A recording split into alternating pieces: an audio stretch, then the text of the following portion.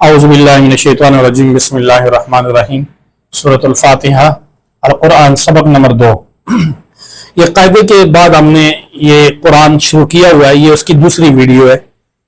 आज अल्हम्दुलिल्लाह रब्बिल आलमीन के बाद ये दूसरी आयत और तीसरी, आज दो आयतें पढ़ेंगे हम। अर्रहमानिर रहीम मालिकी यौमिद्दीन।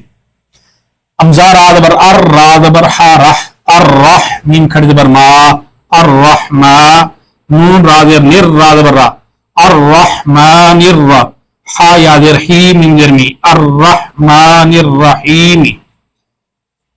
ये हो गया पहली आयत। और इसका हमजा ये अलीफ है, तो इसके ऊपर जब हरकत आएगी तो ये हमजा बन जाएगा। लाम लिखने में आता है, पढ़ने में नहीं आता। और रा के ऊपर तशदीद है, मुशद्दद है। अर राद बर हा राह, ये हा या आ गया अर राह मीम खड़ बर मा नून जेर रा निर। ये लाम और अलिफ लिखने में आता है, पढ़ने में नहीं आते।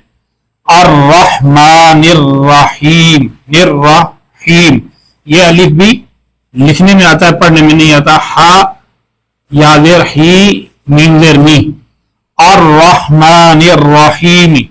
अब ये उसके लिए आसान है कि जो बिल्कुल नहीं पढ़ा हुआ है, जो पढ़े हुए हैं वो तो बाखूबी समझते हैं।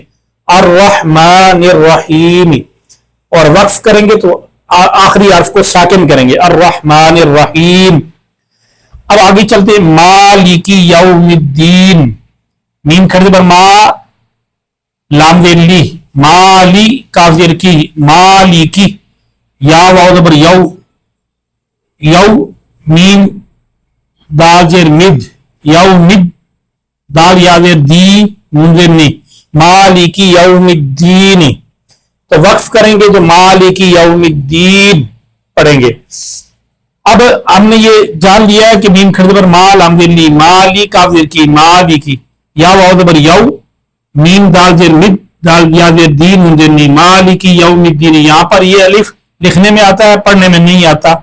ये अलिफ और ये लाम लिखने में आए और पढ़ने में नहीं आते। ये हर्फ को मुकम्मल करने के लिए लिखे जाते हैं और पढ़ने में नहीं आते। अब इसका सादा सा तर्जमा, बड़ा मेहरबान निहायत रहम करने वाला। बदले के दिन यानी क़यामत का